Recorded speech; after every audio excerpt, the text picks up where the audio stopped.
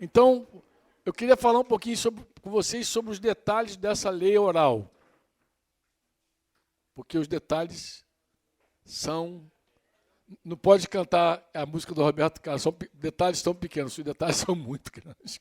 São enormes os detalhes. Os detalhes da lei. Eu não estou falando da lei, não. Eu estou falando dos detalhes. É uma compilação escrita do Mishnah. Só para você ter ideia, tem 700 páginas de letras pequenas. Uau! E os escribas e rabinos precisavam memorizá-las. Saber de cor. De cor, você sabe o que é de cor, não sabe? O que é de cor? O que é de cor? Não, decor é isso aqui, ó. Decor. Cor, coração. Falar que é de cor, o pessoal leva para a cabeça, mas a palavra de cor não é de cabeça, é decoração. É decor. Rede do cor, coração. Tem que saber de cor. E era o que eles buscavam. Então você imagina quanto é que eles tinham que se debruçar sobre essa obra, né? Ela está organizada, como é que está organizada a Mishnah, Franco? Em 6 grandes divisões chamadas ordens. Cada ordem possui de 7 a 12 subdivisões chamadas de tratados. Esses tratados são detalhados em 523 capítulos. Cada capítulo contém de 5 a 10 parágrafos legais. Na época de Jesus, embora não tinha nenhuma versão dessa escrita, da Mishnah, a tradição oral já guiava toda a prática religiosa. Vocês conseguem imaginar o que é isso? E ela cobria toda sorte de pergunta. Por isso que eu falei das perguntas, Fonseca, que vão surgindo, a gente é tentado a responder. Ela cobria tudo que é pergunta. E eles tentavam responder, eles responderam, como se fosse uma legislação assim, religiosa. E também eles tinham a lei civil também. Então, o quadro civil e religioso era com eles ali, no meio do povo judeu. Eles é que tratavam tudo. Mas vamos lá. Peguei alguns exemplos para vocês aqui de perguntas que eles respondiam. Trabalhadores em cima de uma árvore ou de um muro, pode oferecer uma oração? Respondiam. Pode-se abrir pedreira ou poços durante um ano sabático? Se alguém está nu e faz uma oferta de pão com cevada em casa, isso torna a oferta imunda? Amarrar um nó é considerado trabalho que viola o sábado? Um homem pode se divorciar de sua esposa por ela queimar uma refeição? Qual é a pena de morte apropriada para quem blasfema? Ser queimado, apedrejamento, decapitado, estrangulado? Um homem é cerimonialmente impuro se tocar um rato? Se um pássaro imundo senta no ninho de um pássaro limpo, os ovos permanecem cerimonialmente limpos? Se um cão come a carne de um cadáver, então fica à porta de uma casa, essa casa se torna impura? Eu só quero te falar uma coisa para você entender. Tudo que no meio deles se tornava impuro, tinha que ser purificado no templo. No templo. Guarda o que eu vou te falar, que é outro confronto de Jesus. Não havia perdão e purificação fora do templo. É no templo que a moeda rolava. Então você vê a tensão de Jesus com esses caras. Era no templo que o couro comia. Toda purificação tinha dinheiro rolando, porque tinha que comprar animais, sacrificar. Você lembra que o comércio era todo feito lá. O cara não levava de casa, então era tudo lá. Então, era muito interessante ir ao templo, não para as pessoas. Elas não queriam ficar impuras, ter que gastar dinheiro. Mas para os sacerdotes, saduceu, que era a classe mais rica deles, o templo era um negoção. Então eles viviam caçando também tudo que estava impuro. O impuro! Templo. Às vezes a gente vê parábolas, por exemplo, a parábola do bom samaritano.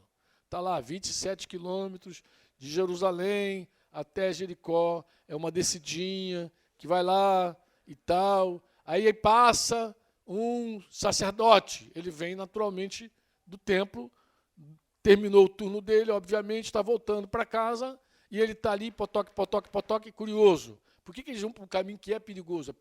Até o século XIX, os caras estavam relato de assalto, de maltrato naquele caminho. Por acaso, nós passamos ali pertinho, e alguém falou conosco assim, Denise estava comigo do meu lado, ali o caminho de Jericó, ali. A gente olhava assim, até lembra aqui um pouquinho, é um caminho mesmo assim, dá para ver o caminho de Jericó. Uma descidinha. Então, ali está o sacerdote passando, encontra um cara nu, semi-morto.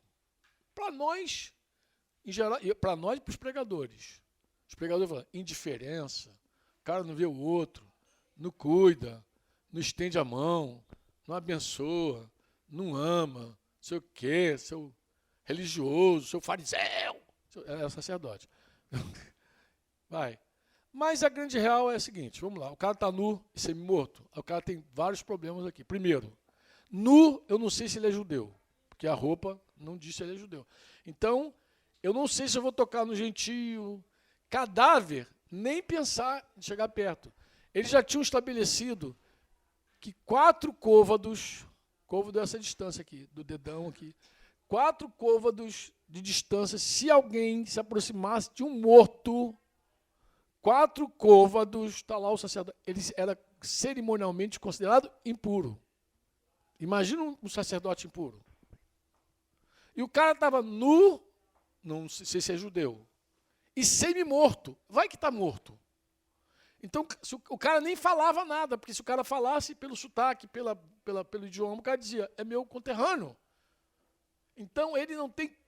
É muita tentação para o cara pensar, pô, eu vou lá ajudar esse cara, eu vou tomar um preju. Vou ser considerado cerimonialmente impuro. Tu acha que Deus está falando só do amor ali? Ele está falando também da religião catastrófica que os judeus estavam inventando. Porque ele não quer ser considerado impuro. Se ele é considerado impuro, imediatamente corta os dízimos dele. Corta os dízimos dele, chega em casa, a mulher reclama, os escravos reclamam, todo mundo reclama, porque não tem mais dízimo, não tem dinheiro rolando em casa. Quando é que esse cara vai ser purificado? De novo, no próximo turno, tem que voltar lá, inclusive morrendo uma grana. Então, vocês imaginam, então, como é o quadro. Então,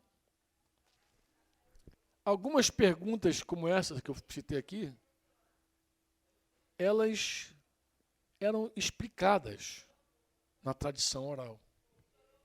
E aí foi se tornando aquela coisa gigantesca, pesada. E às vezes, não só isso, a Misná, às vezes não só respondia a pergunta, às vezes ela também enumera as coisas que nós deveríamos ser feitas, ou que não deveria ser feito. E eles buscavam o quê? Separar o santo do profano. Isso é santo, isso não é santo, isso é profano.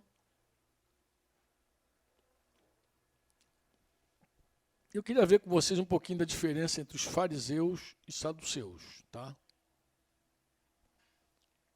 Os fariseus, eles, ao contrário dos saduceus, eles buscavam aplicar a lei oral. Era aqueles caras mais zelosos. Lembra que Paulo era fariseu. Saduceu era mais teórico. Eles não, eles queriam aplicar aquela lei oral à vida cotidiana das pessoas. Eles queriam que eles vivessem e praticassem. Tu vê que os fariseus são muito mais zelosos do que qualquer outra classe lá em Israel. E eles acreditavam o seguinte, que a fé religiosa ela deveria penetrar todos os aspectos da vida humana. A tua fé tem que ser assim. Eu acho legal isso aí. Eles não queriam que a lei de Moisés se tornasse um livro estéril, que ficasse fora da vida da pessoa. Isso parece o quê? Uma boa intenção, não parece uma coisa boa? Sim ou não? Mas os saduceus, eles afirmavam apenas que a autoridade da lei escrita, mas eles não queriam aplicar nada à lei da vida. A vida deles, eles não queriam aplicar nada, nem dizendo que a gente crê assim, mas não aplicava nada. Isso lembra alguma coisa dos nossos dias também, né? Não quer aplicar, diz que crê de um jeito diferente, mas também não vê nada. E eles também se relacionavam muito bem com a presença romana. Aí você fala, por que, Franco? Por que eles aceitavam as culturas estranhas, aquelas que foram condenadas pelos livros de Moisés. Porque eles tinham uma coisa assim meio moderna dos nossos dias. Vamos acompanhar as novas realidades, que está na hora. E eles viviam assim, nesse time, nesse tempo. Eu já falei que eles eram de origem sacerdotal, você lembra? Então, eles ficavam mais com os rituais e dispensavam os dogmas. Do jeitinho que eu já estou falando aqui já há uns 3 dias para vocês, que a cultura é antiga assim. Ritual, sim, dogma, não. E eles não se preocupavam muito com aquelas preciosidades lá, daqueles princípios, daquelas práticas que os fariseus exigiam. Eles trabalhavam no templo, e ali a grana rolava. Não é à toa que eles eram os mais ricos, né? E eles tinham uma boa relação com os romanos, por quê? Porque a grana rolava lá.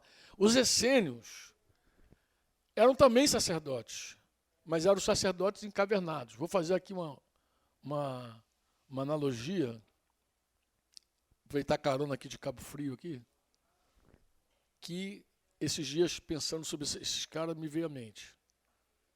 Essênio era sacerdote literalmente nas cavernas lá próximo do Mar Morto. A gente visitou o Mar Morto também. Lá tinha muita caverna e os caras ficavam lá encavernados, literalmente. Mas eles eram encavernados, Edi, esperando, tu conhece essa expressão, encavernado, é antiga lá de Cabo Frio. Eles eram encavernados esperando a oportunidade deles de assumir o templo. Eles também esperavam o momento deles dar o bote no templo. Daí está a classe dos essênios. Os políticos que ficavam lá encavernados, mas dizendo, um dia quem vai tocar o templo somos nós. E aí quando a gente tocar, a gente também muda a política do templo, pega a graninha do templo, então todo mundo de olho no templo. Os fariseus eram outra classe política, os saduceus que eu citei aqui, e o zelote era o militante político, aquele que vai para a rua, quebra tudo, pega espada, arrebenta geral. O que eu pensei? Eu pensei assim, cara, como isso lembra os nossos dias? Parece que os demônios são os mesmos. Você tem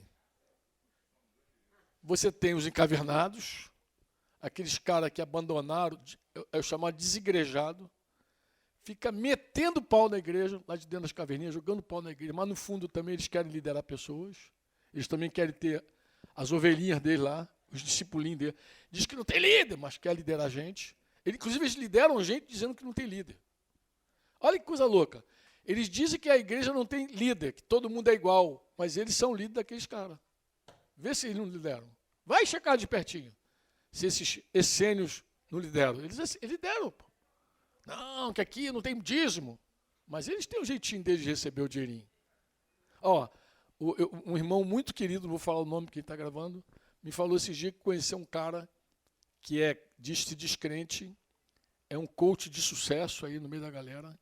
E esse cara prega contra os dízimos, diz que reuniu 15 mil pessoas em Goiânia recentemente, desceu a marreta no dízimo, ele falou publicamente para esses seguidores dele lá, vários são crentes, e depois disso ele vendeu um curso de R$3.000 para cada um deles. Esse meu amigo me deu a informação confidencial que o cara fatura mais de 100 milhões por ano.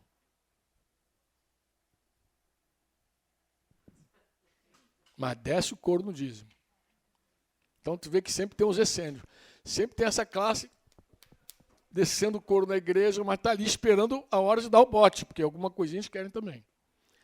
Tem os saduceus, que é o cara do templo, o cara que está lá movendo a massa, pegando a grana, fazendo todo aquele papel bonito, tem até o templo de Salomão.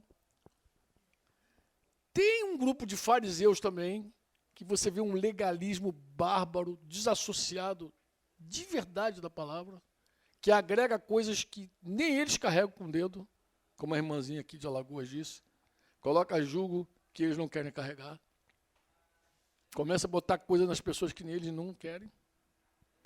E tem também os militantes políticos, aquela parte da igreja que acha que tem que ir para a rua, quebrar tudo, trazer o reino de Deus na base do tapa. Então, eles têm essênio, zelote, essênio, fariseu, saduceu, está lá. Mas, falando de fariseus e saduceus, esses dois grupos religiosos, eles também faziam parte ativa dessa política. E como eu falei, haviam esses 3 quadros, os essênios, que eram um grupo de sacerdotes fora do poder, vou definir assim, né, se retiravam daquelas comunidades, mas esses caras, os zelotes, que usavam uma estratégia totalmente oposta, eles eram chamados também de os rebeldes patriotas. Não sei se você já leu sobre isso. Eles eram chamados de rebeldes patriotas. O The Chosen fala sobre isso? Rebeldes patriotas. Esses saduceus que a gente podia chamar de diplomatas, né? Eles trabalhavam de mãozinha dada com os romanos lá, e vamos embora, a gente tem que estar aqui, reescrever a Bíblia, reinterpretar a Bíblia, temos que refazer a coisa, bababá. Em geral, tudo metido também com política. E os fariseus, que trabalhavam seriamente na agenda de santidade, queriam santidade, mas viviam essa tensão, né? Eles tentavam encontrar assim, um equilíbrio para se retirar, mas não queriam se revoltar, também não queriam se comprometer, no meio desse tumulto que eles estavam. Mas pobres estavam perdidos nesse montão de tratados e leis aí que eu citei. Quantos me entendem? Oi? Bem, o que Jesus faz? O melhor que Jesus faz, não. Por que Jesus ele rejeita tudo isso aí? E por que a gente faz pergunta do tipo, meu Deus, por que Jesus deplorava o ritual religioso? Quando a gente começa a estudar, a gente começa a entender. Cara, por isso que Jesus deplorava esse ritual. Por isso que Jesus desprezou a lei, inclusive civil deles. Foi desprezando tudo. Ele quebrou, chamada a regra da piedade com relação ao sábado. Gente, com relação ao sábado. Eu tenho uma lista aqui, se vocês tiverem paciência, eu leio aqui um pouquinho. Jesus desprezou aquela limpeza ritual também, vocês lembram? Vocês lembram disso ou não? Inclusive, Jesus se aproximou, se reuniu e comeu com gente de má reputação. Que era outra regra que os caras tinham também. Estou falando que no copo que o publicano pegava, os caras não pegavam. Entendeu? Quer ver outra coisa agora? Não se assusta não, tá? Não se assusta não, mas eu vou falar. Os judeus, isso aqui eu demorei para entender. Os judeus, eles consideravam, dentre as profissões proscritas, o pastor de ovelha, sabia? Pastor de ovelha, eles eram considerados proscritos, excluídos, porque eles consideravam uma profissão impura. Por que eu demorei a entender? Porque eu falei, pensava assim, como é que um fariseu, um religioso desse, dizia, por exemplo, o Senhor é meu pastor? Como é que ele citava o Salmo 23? Como é que ele dizia, por exemplo, que Moisés, que Davi eram pastores de Israel? Deus pastor, os maiores líderes deles pastores, e eles não aceitavam pastor.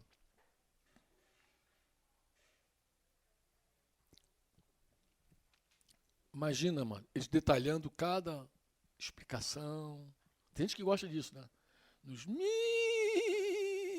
detalhes. O que diz Êxodo 35:2? O 7º dia vos será santo, o sábado do repouso do Senhor. Todo aquele que nele fizer qualquer trabalho morrerá. Mas Deus deu alguma definição precisa aos judeus sobre trabalho? Que trabalho? Não. Quando você lê a Bíblia, tu vai encontrar o seguinte, coloquei até no livro Paternidade Espiritual para explicar um outro princípio. A primeira vez que morreu um cara por trabalhar no sábado, ele estava pegando lenha. Quem se lembra? Pegando lenha, pegaram o cara, prenderam, levaram para Moisés. O que Moisés fez? Quem se lembra? O que Moisés fez, amado? Não ouvi. Ele foi para Deus, ele foi consultar o Senhor. Pô. Senhor, o que eu faço? O Senhor falou, mata. quem matou não foi Moisés. E nem os caras que prenderam o cara. Quem mandou matar foi Deus, pô. Não foi. Agora, será que os caras queriam consultar Deus toda vez que tivesse um problema? Não, eles queriam ter uma regra pronta para alguém ir lá e julgar e definir a parada e resolver a questão. Eles não queriam ter que ir a Deus. Vou usar uma expressão para você que vai lembrar, que a gente fala, cada caso é um caso. O presbitério tem que sentar e julgar cada caso. Mas é mais fácil você dizer, casa separa, está à vontade, está divorciado, está casa de divórcio, lei 6.515, está bom, pode mandar ver, está liberado. Ou então dizer, não, ninguém pode casar aqui e acabou. Puf, acabou, você não julga nenhum caso. O difícil, Fonseca, é pegar cada caso e julgar. Porque ir atrás, investigar, ouvir Deus. Ninguém quer ter, não, é mais fácil dizer, então, está aqui, irmão, está lá na Paraíba, literalmente na Paraíba, conversando com o irmão, ele sabe que eu penso diferente sobre divórcio, e ele falou assim, Franco, eu sei que às vezes a gente é meio exagerado. Ele falou, eu sei que às vezes a gente é meio exagerado. Ele disse que estava na reunião de pastores, que o irmão falou assim, se os apóstolos, e Michan, fulano, citou, mas Baker, falou, por que o pessoal está discutindo? Os apóstolos falou, acabou, não tinha que ninguém mais falar nada. Falou assim, o cara falou que isso rolou lá. Eu falei, amado, esses apóstolos, se você ouvir Michan vai chorar se ouvir um negócio desse. Que Michan primeiro é ensinar para a gente que ninguém pode ir além do que está escrito. Nenhum apóstolo moderno pode mudar a escrita, pô, agregar nada. Então, se o apóstolo falar, a gente tem que... Tudo que guia é a escritura, pô. A nossa fé é na palavra escrita, não é na palavra de algum homem. Se o homem falar, por mais que a gente ame esse homem, se ele falar algo que a gente não encontra respaldo na palavra, a gente tem que... Por favor, não dá. Ninguém vai torcer a fé de alguém. A tua fé não pode... Isso não é fé, amado. Ó, se você crê em alguma coisa porque alguém te explicou e te convenceu, isso não é fé. Fé é quando você pega a Bíblia, lê e diz, é assim que está escrito. Essa é a minha fé. E ponto. A tua fé se sustenta nas Escrituras, amado. Alguém pode te ajudar a ler a Escritura? Pode. Alguém pode dizer, o texto está, vê aí. Aí você vê e confere, igual os de Beré. Mas eu começar a explicar e dizer, aí agrego coisa, aí torço para cá ou para lá, isso não é fé, amado. Nunca foi. Isso não é fé. Isso é uma visão de alguém que você acreditou. Fé é na palavra. A fé vem pelo ouvir. O ouvir vem pela palavra. Então, o sábado dizia isso. Mas aí começam as perguntas, pô. A mesma coisa acontece quando a gente fala sobre casamento. Né? Números 15, 31 a 36, é a história que eu te falei aqui, que trata do homem que pecou contra o sábado, violou o sábado. Se você depois quiser fazer dar uma lidinha no paternidade espiritual, você vai ver melhor o que eu entendo sobre esse assunto. Mas eu creio que toda rebelião deliberada, ela, na lei, foi punida com morte. Inclusive, por isso que o adultério era punido com morte. Porque ninguém adultera acidentalmente.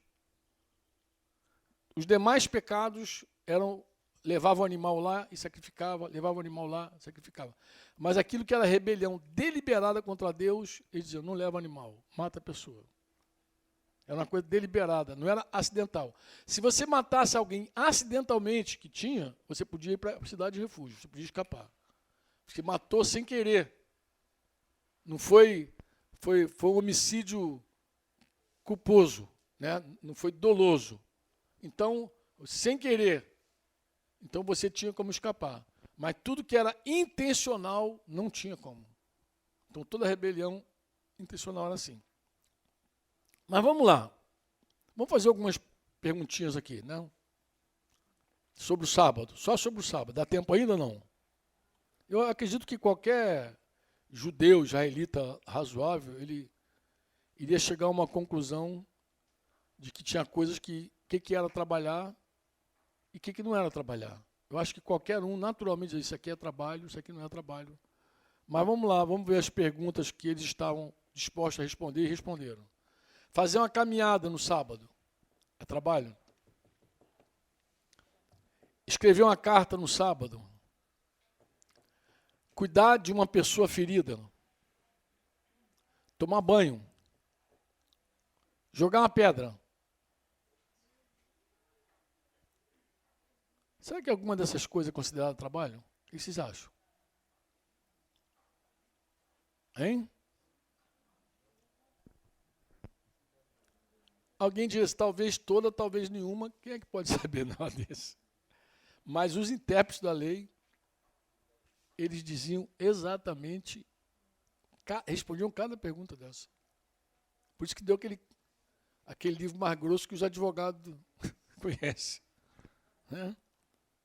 E eles reivindicavam essa autoridade, e dizer que a lei escrita de Moisés também tinha uma lei oral que foi transmitida por Moisés, e eles diziam, nós somos as pessoas que podem, de verdade,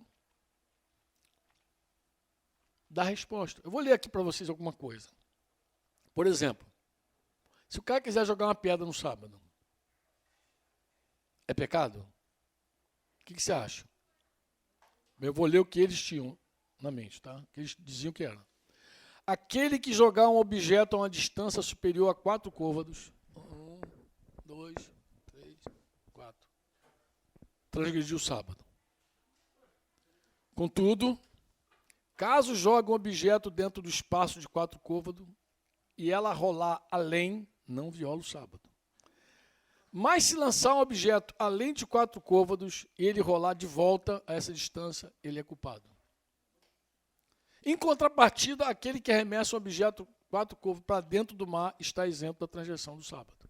Porém, se o objeto for jogado em água rasa, acho que é 2 palmos, lembro, pela qual passa um caminho público, aquele que jogou na distância de 4 côvados é culpado. Água rasa, água funda. Mas tá bom, e qual seria a medida então dessa água rasa? 10 palmos de profundidade, acabei de ver.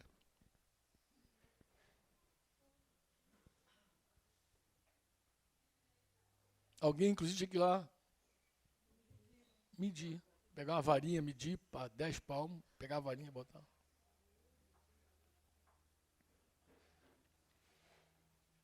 Tá bom, e quanto a escrever no sábado? Ou mesmo pegar uma canetinha, assim, dar uma rabiscadinha. Isso é uma resposta. Querem que eu leia? Vocês estão curiosos, né? Estão entrando. Aquele que escrever 2 letras do alfabeto em um único momento de descuido será culpado de transgredir o sábado. Calma, tem uma notícia boa para você aqui, Joelso.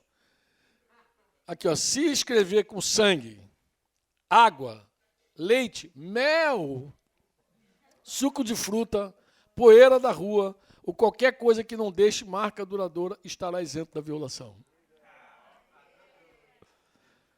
Bem, de igual modo, se escrever com as costas da mão, ou com o pé, a boca, ou cotovelo, não transgride o sábado. E se escrever uma letra do alfabeto junto com outra, que já foi escrita antes do sábado, também está resolvido, não tem problema. Irmãos, ó, se a gente ficasse aqui pesquisando esse assunto, eu te garanto, a gente vai fazer alguns TMs para terminar. Só lendo para entender tudo. Costurar 2 pontos, 2 pontos, era transgressão no sábado. Quer ver outra transgressão? Cortar a unha. Cortar a unha. Cortar a unha. Quer ver uma coisa? Colocar um osso deslocado no lugar. Agora, posso falar o mais trágico? Se você matasse uma pulga no sábado, você era culpado.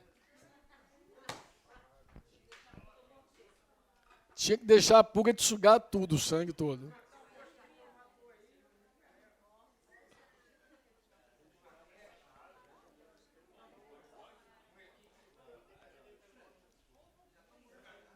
Oi? No sábado não podia nem matar uma, quanto mais trocentas. Jesus chamou esses motivos aí, e também propósitos religiosos, de fermento. Fermento, vocês lembram disso? E eram tudo teólogos. Os caras, tudo teólogos aqui. Tudo teólogo. Os teólogos da hora, entendeu? Eles criam de coração que estavam fazendo a obra de Deus.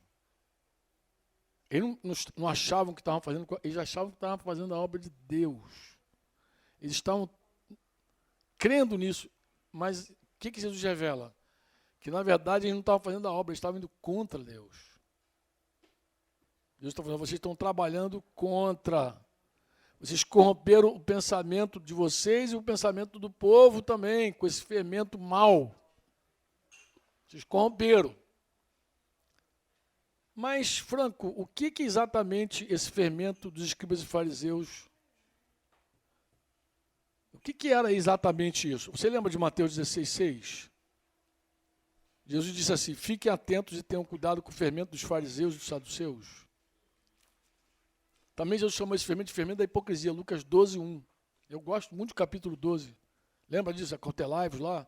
Estava a miríade de pessoas, ele falou, cuidado com o fermento dos fariseus, que é a hipocrisia. Chamou de hipocrisia. Mas você fala, mas como assim Jesus chamou de hipocrisia? Eu vou falar por que é hipocrisia. Porque é quase impossível, irmão, você inchar tanto e não ficar hipócrita. Você vai inchando. Chega uma hora que você fica hipócrita.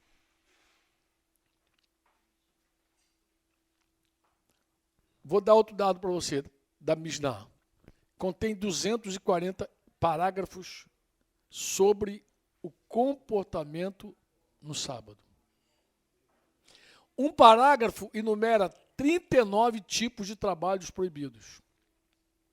Semear, arar, assar, girar, amarrar um nó, escrever ou apagar 2 letras do alfabeto, apagar um fogo, acender um fogo, golpear com martelo e assim por diante. E tem muitos parágrafos desse que discutem a proibição em detalhe.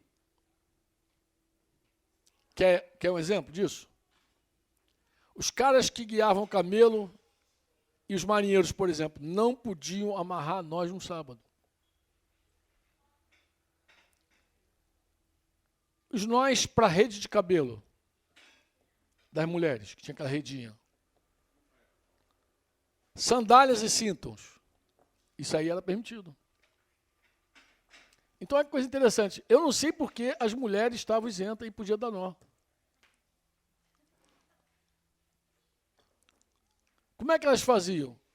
Com uma única mão. Porque se fosse com 2...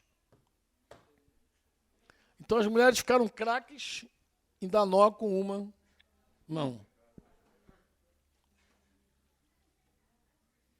Claro, e se era pecado dar um nó, era pecado também desamarrar o nó. Vocês sabem disso, né?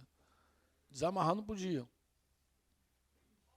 E aí, eu ficaria com vocês aqui, como eu falei, horas e horas, porque tinha um espaço privado, público, neutro e livre. E para cada espaço desse, haviam regras determinadas do sábado. Eu tenho aqui umas listas gigantescas. E tinha um jeitinho judeu também de burlar o sábado. Como assim? Claro, sempre tem jeitinho, né? Vou dar um exemplo aqui que eu falo para os irmãos sempre. O jeitinho brasileiro. Por exemplo, os caras tinham uns dispositivos assim, bem engenhosos para resolver isso aqui. Ó, uma legislação do sábado. A lei ditava que uma pessoa não podia andar mais do que 900 metros no sábado. Essa era a lei. Não pode andar mais de 900 metros. Bem, como é que os caras faziam para contornar esse negócio? Eles estabeleciam uma residência. Como assim, Franco? Um dia antes, eles podiam estabelecer residência, levando o quê? 2 refeições até... Por exemplo, eu quero chegar lá em Pôr da Folha, tem 1.800 metros, então eu peço a alguém que daqui a 900 metros pega uma casinha lá e coloque 2 refeições lá, e eu estabeleci a minha residência lá. Então, o que eu fazia?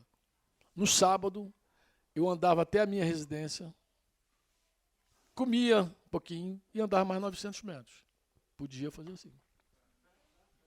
Esse era o jeitinho judeu de resolver. Eu tenho um texto, vou terminar com ele. Jesus chegou a dizer isso, Marcos 7, 9, assim. Marcos 7, 9, guarda, porque esse texto é muito interessante, porque Jesus, depois você lê o contexto todo, que o contexto é mais maravilhoso. Ele vai dizer assim, disse-lhes Jesus para ele, jeitosamente rejeitais o preceito de Deus para guardardes a vossa própria tradição. E sobre o sábado, Marcos 2, 27 e 28, Jesus falou o seguinte, o sábado foi estabelecido por causa do homem e não o homem por causa do sábado. Assim, o Filho do Homem é Senhor também do sábado. Mateus 12, 8, porque o Filho do Homem é Senhor do sábado. Lucas 6, 5, então diz Jesus, o Filho do Homem é Senhor do sábado. Por que você acha que Jesus teria dito isso? Que ele é o Senhor do sábado? Porque, amados, essa medida que a lei oral se acumulava, o tempo ia passando, o sábado também crescia. E eu vou dizer uma coisa para você. O sábado se tornou o Senhor daqueles homens. Eu creio que Jesus falou, o Filho do Homem é Senhor do sábado, porque o sábado se tornou o Senhor. Deixa eu fazer uma perguntinha para vocês. E a gente nem falou tudo aqui do sábado, não. A gente pode ler mais. Só com o que eu falei aqui. Seria legal o homem dizer assim, está chegando o dia do descanso, sábado, poxa, vou descansar no sábado. Tu acha que os caras pensavam assim sobre o sábado? O que você acha que produzia no coração das pessoas o sábado? Oi? Um peso. Um jugo, um medo. À medida que ia chegando o sábado, eles iam ficando aterrorizados. Era um jugo. Por que você acha que Jesus falou, vinde a mim todos vós que estáis cansados, sobrecarregados? Ele falou aquilo ali com base exatamente nesses ensinos que estavam sobrecarregando os discípulos. O tema ali era religião, era doutrina. O tema ali, pode olhar o contexto. A gente usa para outro contexto, óbvio. Porque o homem fica cansado por outras coisas também. Mas ali o tema era esse jugo pesado que os religiosos colocavam sobre eles. E o sábado, irmão, pode ter certeza, era cruel. Então aquilo que foi feito para o homem, descansar, desfrutar, aquela coisa gostosa, maravilhosa dele estar com Deus, se tornou um jugo insuportável. Então, por essas e por outras, Jesus tinha problema com os religiosos. Não era com a lei de Moisés. Era com aquilo que eles fizeram com a lei de Moisés. E eu estou só, de verdade, irmãos, pincelando. Eu estou só pincelando. Porque, como eu falei, que se eu seguisse aqui, você ia ficar mais cansado do que você está. Você ia ficar cansado só de ouvir lei, regra, artigo, parágrafo, explicação, tá. Você não ia aguentar. Tu ia dizer, Franco, para, por favor. Para, tu ia dizer isso. Então, Jesus, ele tinha problema com essa religião, que pegou o que era legítimo de Deus, que ele disse que veio cumprir, e transformou num jugo insuportável de carregar. Era isso que eu queria dizer para vocês, para a gente poder seguir no Sermão do Monte, para vocês entenderem a carga de Jesus no ensino dele. Amém? E vocês entenderem também algumas tensões que haviam no ensino de Jesus com relação aos religiosos. Amém?